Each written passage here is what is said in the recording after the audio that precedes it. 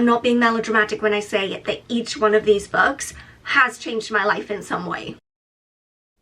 Hey friends, it's me, Amy Rebecca, your internet bestie for all things personal development, intentional living and dream chasing, as well as insatiable consumer of personal development books. Look, this is a whole new world for us because I've never made book related content before, but I thought I'd give it a try and just hope you guys like it. If it's a success and you like it, then I'd love to make more book recommendation and reading list videos. And if it's a complete failure, then we'll put it behind us and pretend that it never happened. So if you want more content like this, let me know with a comment. But as you can probably deduce from today's title, I'm going to be sharing my top 5 books that have changed my life. And let me tell you, I have read dozens and dozens and dozens of personal development / self-help type books, so I had a long list to choose from, but I've narrowed it down, and I would say that these 5 have had the biggest impact and the longest lasting impression on me. I'm losing my voice, it's getting dark,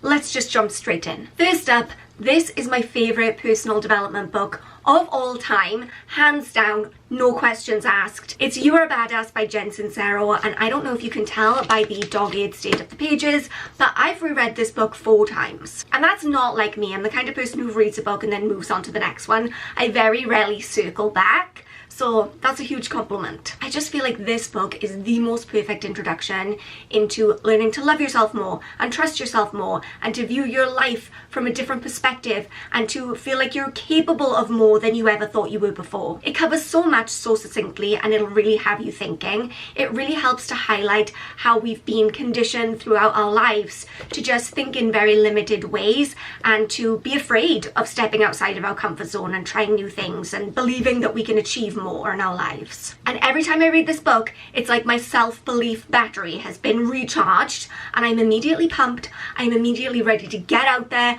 and start living my best life and do crazy scary things. Also, I could not be a bigger fan of the style in which this book is written.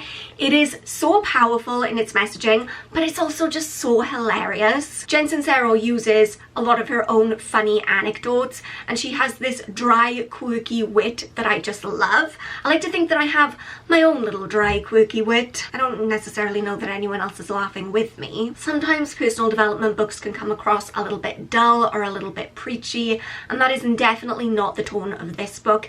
It just... I want to be friends with her. I want to know her. I want her to be my bestie. I just love her stories. I love the way that she articulates herself. It's just very inviting. And you know what I love as well is that she does touch on ideas of kind of spirituality, God, the universe, law of attraction, all of these things that can feel very off-putting to someone who's new to that kind of jazz, but she does it in a way that is very palatable. Again, it's not preachy, it's not overbearing. I think that the average person who just picks up this book, who's never read a personal development book before and isn't into the whole woo, could still get on with this just fine. Next we have May Cause Miracles by Gabby Bernstein, and of all Gabby Bernstein's books that I have read, this is by far my favorite, and also I think the most practical in terms of taking what she's saying and actually applying it to your life. And that's because this isn't the kind of book that you pick up and just read cover to cover. It's a 6-week long exercise in pushing through your fears, in learning to change your perspective about your life and about yourself, in learning to love yourself, in learning to look at things like money and relationships and time and all these different things very differently. So every week there's a new focus or a new theme, and then you have a morning exercise and an evening exercise, as well as a daily affirmation to say to yourself throughout the day. And if you're listening to that and thinking, Ames, where do I have the time to fit in a morning and an evening exercise and a bunch of affirmations? Trust me, it's not time consuming at all. It's like a little passage that you have to read in the morning, a little affirmation that you can say throughout the day, and then maybe a longer exercise to do in the evening. But again, it's not anything that's going to be taking you hours. I read this for the first time probably 8 years ago, and I still frequently use a lot of the affirmations. And also, I feel like the mindset shifts that occurred while I was reading this book and doing the exercises, so many of those have stuck with me and fundamentally changed the way that I view the world. And I am so aware of how freaking melodramatic that sounds, but it is so true. I feel a lot more able to step away from my limiting beliefs. I feel a lot more able to kind of notice when I'm spiraling in a negative way and think, okay, I have to feel this way. Okay, what happens if I just take a step back from those feelings? So it's powerful stuff. Look, one thing I will say is that this book and a lot of Gabby Bernstein's work is very inextricably tied to spirituality and religion. A lot of what she teaches and writes about is kind of rooted in this book from the 70s called A Course in Miracles, and so she reflects back on that a lot. Personally, I wouldn't let that put you off,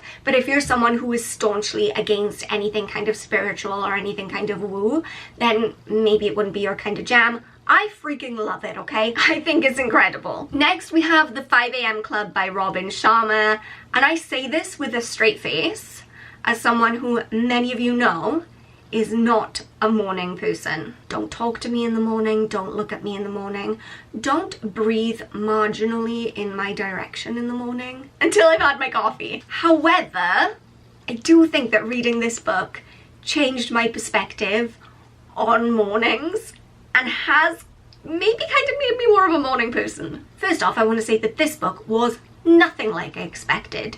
I expected it to be set out and written in a way that a lot of other non-fiction personal development books are, where they kind of walk you through the pros of waking up at 5 a.m. and here's some studies to support that waking up at 5 a.m. is good and here's how you can implement that in your life. No.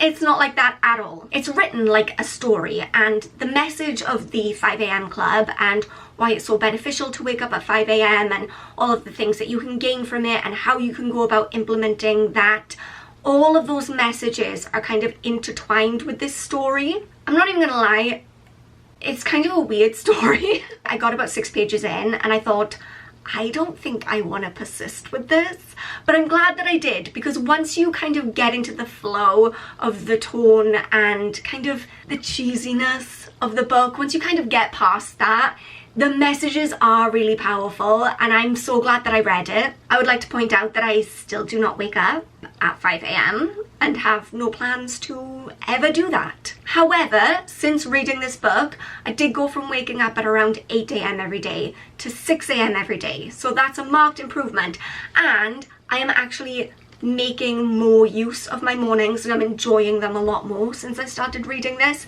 It doesn't feel like I'm waking up against my will as some kind of punishment. Now I get up and look, I'm not like alive with the sound of music or anything filling my heart. It's not like that.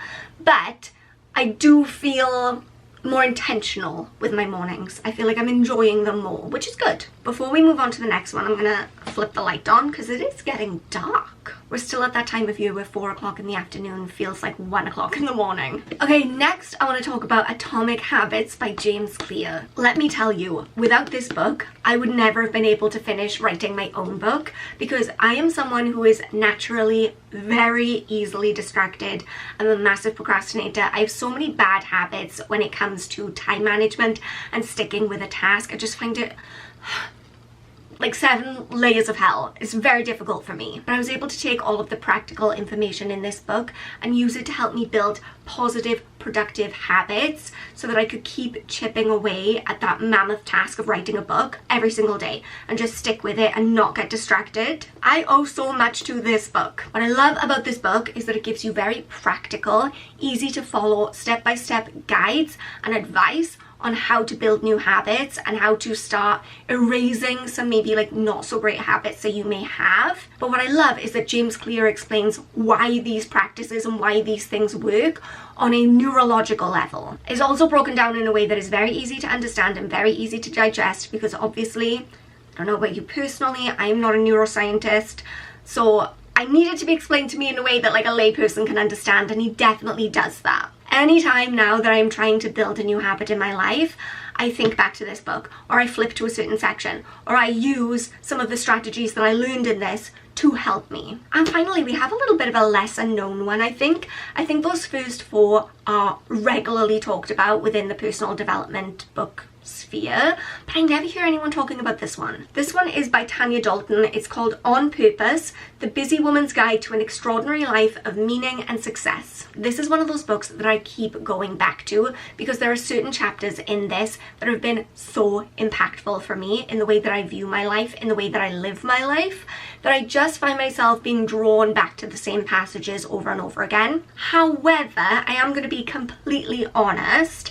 I think as much as there are aspects of this book and passages within this that I think are incredible, there are some that are a little bit more wishy-washy. There are certainly ideas within this book that I feel like never really got to their conclusion, if you know what I mean. I almost felt like she was laying out the problem without giving a solution. So I'd be reading and I'd be like, yeah, I've definitely experienced that. Yeah, I know exactly what you're talking about. Yeah, that's something that I want to change. And then you're kind of left hanging because she never really tells you how. That was one frustrating thing that I noticed about some parts of this book. However, the good chapters really more than made up for it, because things that I've learned about time management, things that I've learned about fear, things that I've learned about balance in my life from this book have been hugely impactful. And that's why it's still in my top 5, because those lessons that I learned from this book, I am still using on a day-to-day basis. I'm still putting them into practice, however many years later. When did I read this? 2021, I think. So there you have it, 5 books that really and truly have changed my life. I'm rapidly losing light and my voice at this point. But what do you think? Do you want more book-related content from me? Kind of reading lists or book reviews? Let me know. And remember that you are enough just as you are. I love you so much, and I will see you soon. Bye guys.